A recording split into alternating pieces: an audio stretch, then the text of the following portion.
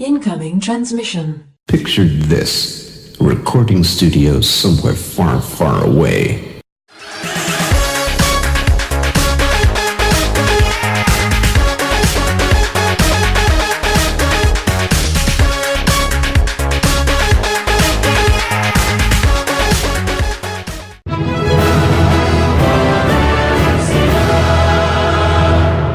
Welcome, Watchers of Illusion, to my Castle of Confusion on the 7th of March. Hope you're all doing well. I've been resisting this one, but it's been calling to me, so I'm going to review RoboCop on the arcade, and we're getting stuck in right here. As you can see, Robo actually looking pretty much like RoboCop, which is great, and sound samples from the movie which make it even better, which I think is great. Probably why the home conversions didn't have so much of this. I don't know. I think Data East probably had the license. You can see there's quite a lot of influences if you played the home versions. You can see where the influences have come from when you've been playing it. But they never did an arcade conversion, which was a bit of a shame, really. But the Specky version was probably, in my mind, one of the best conversions that they did that had anything to do with RoboCop. But I love the fact you've got everything here. You've got the sound samples from the movie. You've even got the soundtrack from the movie in the game. It's just fantastic. Now, I'm not taking anything away from the other versions because I think the Specky had a brilliant AY chip sound with its music. It's very iconic. It was used in the Ariston adverts. If you don't know what that is, have a look on YouTube. The only thing I will say, this game is bloody hard. But you know what? We can persevere. But the sound effects are amazing. It's like ripped straight from the movie, so you're getting that authentic RoboCop sort of experience. It looks like RoboCop, sounds like RoboCop. It is just RoboCop, and there's Ed209 being a badass, which is cool. The only thing I think is weird is robo jumping, but you know, it's an arcade game. You can't really criticise it too much. Thank you for your cooperation. Amazing. So you got the speech samples ripped straight from the film. Like I said, the music is straight from the movie. It just is pure Robo joy. This is brilliant. The only thing I would say is gun looks a little bit weird. It could look a bit more. I don't know. It just looks like a standard gun. And as you know, Robo didn't have a standard gun. I can forgive that though. The sound effects for the guns are really nice and meaty. When you connect with someone with your big robo fists, it actually sounds like oh dear, I'm dead again. It actually sounds like they're connecting with the people. It's really well done. Data East did a great job on this game, absolutely. Which again is probably why you didn't get the authentic RoboCop soundtrack in any of the home versions, because I think Data East probably had the license for it and Ocean didn't. So there we go. I think that's probably cleared that up to anyone that might not understand why we didn't get the RoboCop sound experience on the games, and probably to do with why we had some shoddy speech on some of the versions. Of the Amiga version, I'm looking at you, and the ST version. It's normally about licensing issues when you don't get the authentic music or the sounds or anything like that. The Specky, though, had really nice robo-synthed speech at the start when he's doing the prime directives. That might be because this game doesn't utilise the prime directive speech. So, I don't know. That's my two cents or 2 pence worth, whichever you want to look at it. I don't remember seeing those chainsaw guys in the movie, however, which is a bit strange. But I love the fact you get to end of stage, you get an end of level boss. Animations are really nice as well, nice and smooth.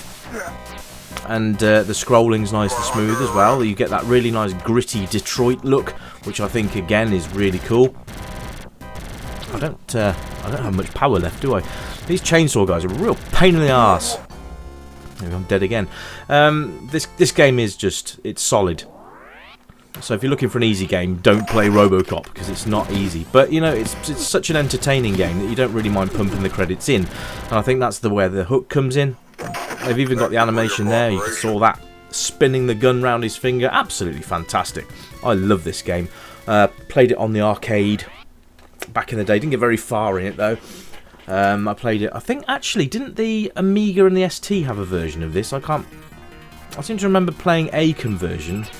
But I can't remember which computer it was on. I think it might have been an ST. I can't remember. But I think The 8 bits didn't get an arcade conversion, but I think the 16 bits might have done.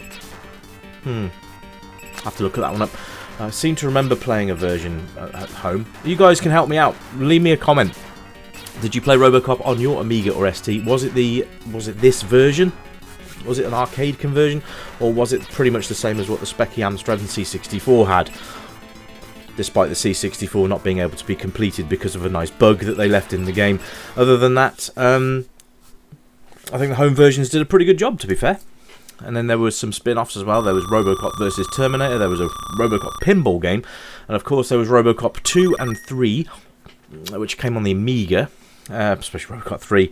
I don't know if you guys remember RoboCop 3 on the Amiga, but it came with a, and I'm saying this in quotations, a copy protection device called a dongle. Do you remember this? And you used to plug it into the Amiga, and it was the only way the game would play. Which was promptly busted and got round very quickly by hackers. So there we go.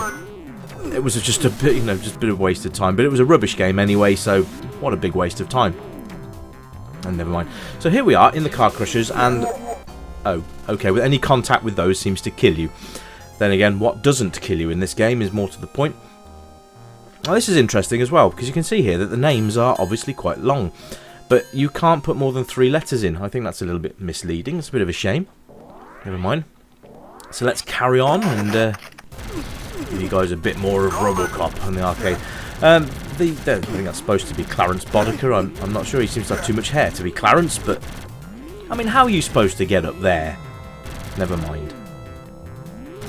I mean, all in all, I think they've done a really good job of bringing the film to the arcade and giving you a pretty damn good representation of those chainsaw guys. A pretty good representation of the movie. Probably one of the better movie to movie to game conversions. Sorry guys, it's like midnight here. But it's just really nicely done. I love the fact that your gun never runs out of ammo as well. You can get special ammunition and stuff as well, which is nice. As you've seen, we've got the 3-way shots. There's I think you do get hold of that gun in the end.